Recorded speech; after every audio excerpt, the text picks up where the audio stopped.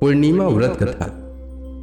द्वापर युग में एक समय की बात है, यशोदा जी ने भगवान श्री कृष्ण से कहा, हे कृष्ण, तुम सारे संसार के उत्पन्न करता, पोषक तथा उसके संहार करता हो। आज कोई ऐसा व्रत मुझसे कहो जिसके करने से मृत्यु लोक में स्त्रियों को विधवा होने का भय न रहे तथा यह व्रत सभी मनुष्यों की मनोकामनाएं पूर्ण करने वाला हो।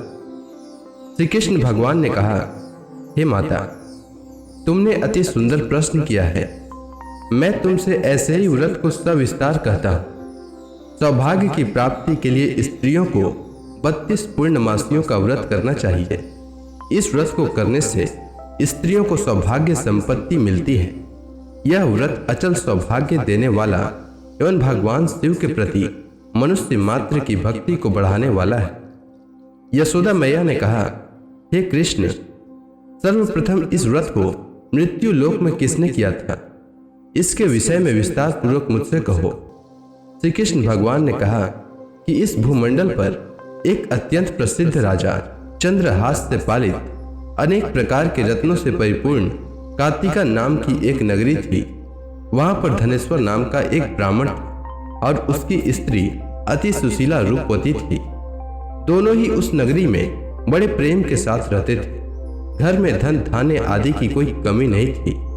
उनको एक बड़ा दुख था कि उनके कोई संतान नहीं थी। इस दुख से वह अत्यंत दुखी रहते थे। एक समय एक बड़ा तपस्वी योगी उस नगरी में आया।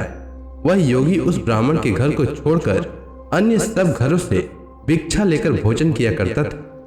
रूपवती से वह भिक्षा नहीं लिया करता था। उस योगी ने एक दिन रूपवती से भिक्षा न लेकर किसी अन्य घर से भिक्षा लेकर गंगा किनारे जाकर भिक्षान को प्रेम पूर्वक खा रहा था कि तभी धनेश्वर ने योगी को यह सब कार्य किसी प्रकार से देख लिया। अपनी भिक्षा के अनादर से दुखी होकर धनेश्वर योगी से बोला, महात्मन, आप सब घरों से भिक्षा लेते हैं परंतु मेरे घर की भिक्षा कभी भी नहीं लेते। इसका कारण क्या है? योगी ने कहा कि निसंतान के घर की भीख पतितों के अन्न के तुल्य होती है और जो पतितों का अन्न खाता है वह भी पतित हो जाता है। चूंकि तुम निसंतान हो अतः पतित हो जाने के भय से मैं तुम्हारे घर की भिक्षा नहीं लेता। धनेश्वर यह बात सुनकर अपने मन में बहुत दुखी हुआ और हाथ जोड़कर योगी के पैरों पर गिर पड़ा और कहने लगा, हे महाराज, यदि ऐसा है तो आप मुझको पुत्र प्राप्ति का उपाय बताइए। आप सर्वज्ञ हैं, मुझ पर अवश्य ही यह कृपा कीजिए। धन की मेरे घर में कोई कमी नहीं है परंतु मैं पुत्र न होने के कारण अत्यंत दुखी हूँ। आप मेरे इस दुख का हरण करें, आप सामर्थ्यवान हैं। यह सुनकर योगी कहने लगे, हे ब्राह्मण, तुम चंडी की आराधना करो। घर आकर उसने अपने स्त्री से सब वृतांत कहा और स्वयं तप के निमित्त वन में चला गया। वन में जाकर उसने चंडी की उपासना की और उपवास किया।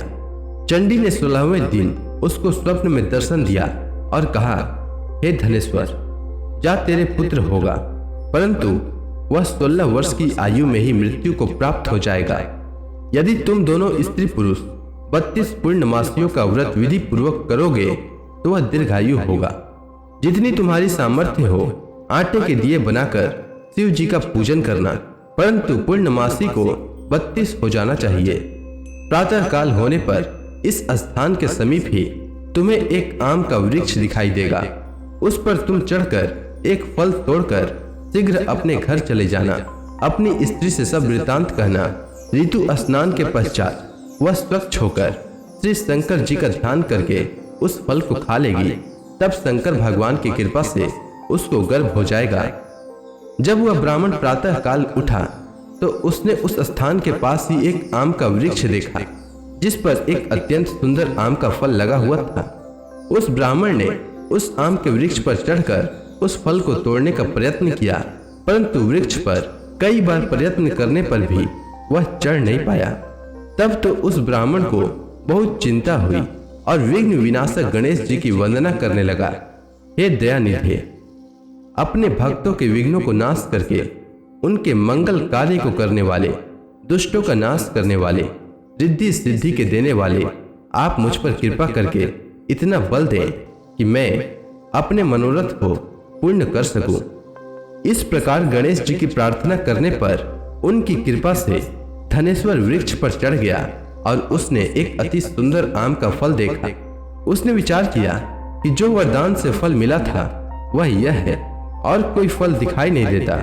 उस धनेश्वर ब्राह्मण ने जल्दी से उस फल को तोड़कर अपनी स्त्री को लाकर दिया और उसकी स्त्री ने अपने पति के कथनानुसार उस फल को खा लिया और वह गर्भवती हो गई।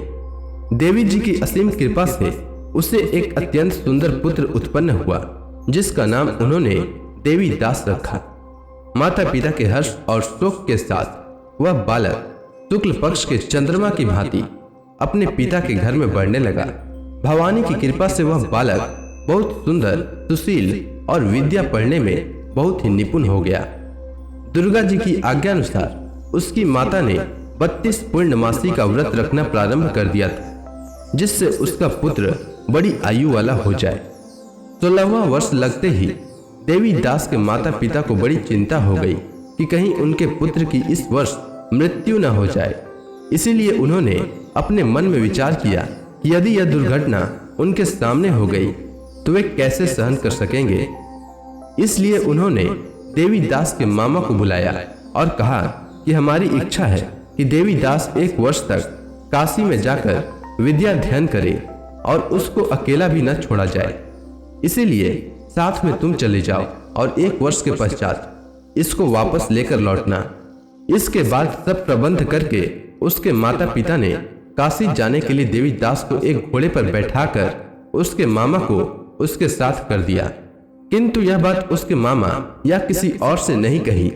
धनेश्वर ने सपत्नी अपने पुत्र की मंगल कामना तथा दीर्घ आयु के लिए भगवती दुर्गा की आराधना और पूर्णमासियों का व्रत करना आरंभ कर दिया। इस प्रकार बराबर 32 पूर्णमासी का व्रत पूरा किया। कुछ समय पश्चात एक दिन वह दोनों मामा और भांजा मार्ग में रात्रि बिताने के लिए किसी ग्राम में ठहरे हुए थे। उस दिन उस गांव में एक ब्राह्मण की अत्यंत सुंदरी, सुशीला, विदुषी और गुणवती कन्या का विवाह होने वाला था। जिस धर्मशाला के अंदर वर और उसकी बारात ठहरी हुई थी, उसी धर्मशाला में देवी दास और उसके मामा भी ठहरे हुए थे। संयोगवश कन्या को तेल आदि चढ़ाकर मंडप आदि का कृत्य किया गया तो लग्न के समय वर को धनुर्वात हो गया। वर के पिता ने अपने कुटुंबियों से परामर्श करके निश्चय किया कि यह देवी दास मेरे पुत्र जैसा ही सुंदर है, मैं इसके साथ ही लग्न करा दूं और बाद में विवाह के अन्य कार्य मेरे लड़के के साथ हो जाएंगे। ऐसा सोचकर देवी दास के मामा से जाकर बोला कि तुम थोड़ी देर के लिए अपने भांजे को हमें दे दो, जिससे विवाह के लग्न का सब कृत्य सुचारू रूप से हो जाए। तब उसका मामा कहने लगा कि जो कुछ भी मधु पर्क आदि कन्यादान के समय वर को मिले वह सब हमें दे दिया जाए, तो मेरा भांजा इस बारात का दूल्हा बन जाएगा। यह बात वर के पिता ने स्वीकार कर लेने पर उसने अपना भांजा वर बनने को भेज दिया और उसके साथ सब विवाह कार्य रात्रि में विधि पूर्वक संपन्न हो गया। पत्नी के साथ वह भोजन न कर सका और अपने मन में सोचने लगा कि न जाने यह कैसी स्त्री होगी। वह एकांत में इसी सोच में गर्म निश्वास छोड़ने लगा तथा उसकी आंखों में आंसू भी आ गए। तब वधू ने पूछा कि क्या बात है, आप इतने उदासीन व दुखी क्यों हो रहे हैं। तब उसने सब बातें जो वर के पिता व उसके मामा में हुई थी उसको बतला दी। तब कन्या कहने लगी, यह ब्रह्म विवाह के विपरीत हो कैसे सकता है। देव, ब्राह्मण और अग्नि के सामने मैंने आपको ही अपना पति बनाया है, इसलिए आप ही मेरे पति हैं। मैं आपकी ही पत्नी रहूंगी, किसी अन्य की कदापि नहीं। तब देवी दास ने कहा, ऐसा मत करिए, क्योंकि मेरी आयु बहुत थोड़ी है, मेरे पश्चात आपकी क्या गति होगी, इन बातों को अच्छी तरह विचार लो। परंतु वह दृढ़ विचार वाली थी, बोली कि जो आपकी गति होगी वही मेरी गति होगी। हे स्वामी, आप उठिए और भोजन करिए, आप निश्चय ही भूखे होंगे। इसके बाद देवी दास और उसकी पत्नी दोनों ने भोजन किया तथा शेष रात्रि वे सोते रहे। प्रातः काल देवी दास ने अपनी पत्नी को 3 नगों से जड़ी हुई एक अंगूठी दी, एक रुमाल दिया और बोला, हे प्रिय, इसे लो और संकेत समझकर स्थिर चित्त हो जाओ। मेरा मरण और जीवन जानने के लिए एक पुष्प वाटिका बना लो, उसमें सुगंधी वाली एक 9 मल्लिका लगा दो। उसको प्रतिदिन जल से सींचा करो और आनंद के साथ खेलो कूदो तथा उत्सव मनाओ। जिस समय और जिस दिन मेरा प्राण अंत होगा, ये फूल सूख जाएंगे, और जब ये फिर हरे हो जाएं, तो जान लेना कि मैं जीवित हूँ। यह बात निश्चय करके समझ लेना, इसमें कोई संशय नहीं है। यह समझाकर वह चला गया। प्रातः काल होते ही वहां पर गाजे बाजे बजने लगे, और जिस समय विवाह के कार्य समाप्त करने के लिए वर तथा सब बाराती मंडप में आए, तो कन्या ने वर को भली प्रकार से देखकर अपने पिता से कहा, यह मेरा पति नहीं है। मेरा पति वही है जिसके साथ रात्रि में मेरा पानी ग्रहण हुआ था। इसके साथ मेरा विवाह नहीं हुआ है। यदि यह वही है तो बताए कि मैंने इसको क्या दिया। मधुपर्क और कन्यादान के समय जो मैंने भूषण आदि दिए थे उन्हें दिखाए, तथा रात में मैंने क्या गुप्त बातें कही थी वह सब सुनाए। पिता ने उसके कथनानुसार वर को बुलवाया। कन्या की यह सब बातें सुनकर वह कहने लगा कि मैं कुछ नहीं जानता। इसके पश्चात लज्जित होकर वह अपना मुंह लेकर चला गया, और सारी बारात भी अपमानित होकर वहां से लौट गई। भगवान श्री कृष्ण बोले, हे माता, इस प्रकार देवीदास काशी विद्या अध्ययन के लिए चला गया। जब कुछ समय बीत गया तो काल से प्रेरित होकर एक सर्प रात्रि के समय उसको डसने के लिए वहां पर आया। उस विषधर के प्रभाव से उसके शयन का स्थान चारों ओर से विष की ज्वाला से विषैला हो गया, परंतु व्रत राज के प्रभाव से उसको काटने न पाया, क्योंकि पहले ही उसकी माता ने 32 पूर्णिमा का व्रत कर रखा था। इसके बाद मध्याह्न के समय स्वयं काल वहां पर आया और उसके शरीर से उसके प्राणों को निकालने का प्रयत्न करने लगा, जिससे वह मूर्छित होकर पृथ्वी पर गिर पड़ा। भगवान की कृपा से उसी समय पार्वती जी के साथ श्री शंकर जी वहां पर आ गए। उसको मूर्छित दशा में देखकर पार्वती जी ने भगवान शंकर से प्रार्थना की कि हे महाराज, इस बालक की माता ने पहले 32 पूर्णिमा का व्रत किया था, जिसके प्रभाव से हे भगवान आप इसको प्राण दान दें। भवानी के कहने पर भक्त वत्सल भगवान श्री शिव जी ने उसको प्राण दान दे दिया। इस व्रत के प्रभाव से काल को भी पीछे हटना पड़ा और देवी दास स्वस्थ होकर बैठ गया। उधर उसकी स्त्री उसके काल की प्रतीक्षा किया करती थी।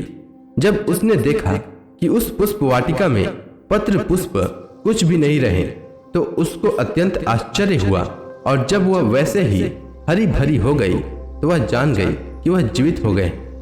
यह देखकर वह बहुत प्रसन्न मन से अपने पिता से कहने लगी कि पिताजी, मेरे पति जीवित हैं, आप उनको ढूंढिए। जब 16वां वर्ष व्यतीत हो गया तो देवी दास भी अपने मामा के साथ काशी से चल दिया। इधर उसके ससुर उसको ढूंढने के लिए अपने घर से जाने वाले ही थे कि वह दोनों मामा भांजा वहां पर आ गए। उसको आया देखकर उसका ससुर बड़ी प्रसन्नता के साथ अपने घर में ले गया।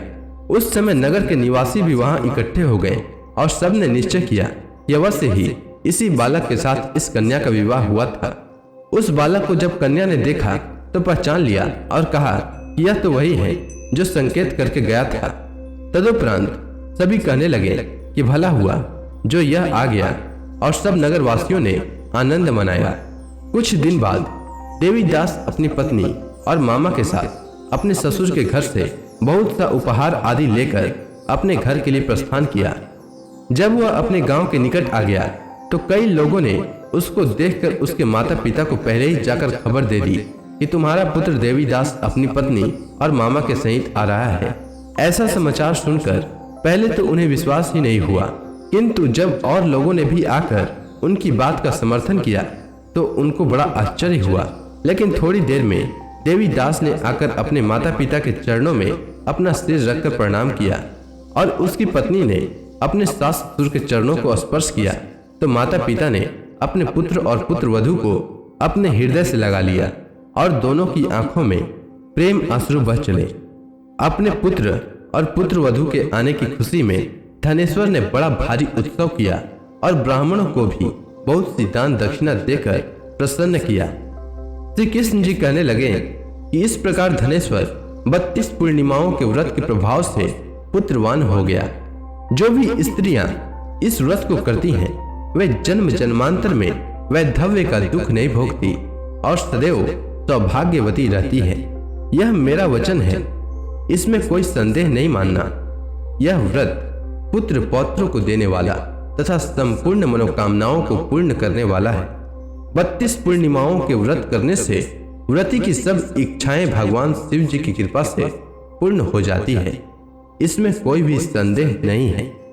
तो इसी के साथ पूर्णिमा व्रत कथा पूर्ण होती है। तो प्रेम से बोली भगवान विष्णु की जय, श्री कृष्ण भगवान की जय, लक्ष्मी माता की जय, तुलसी माता की जय, समस्त देवी देवताओं की जय।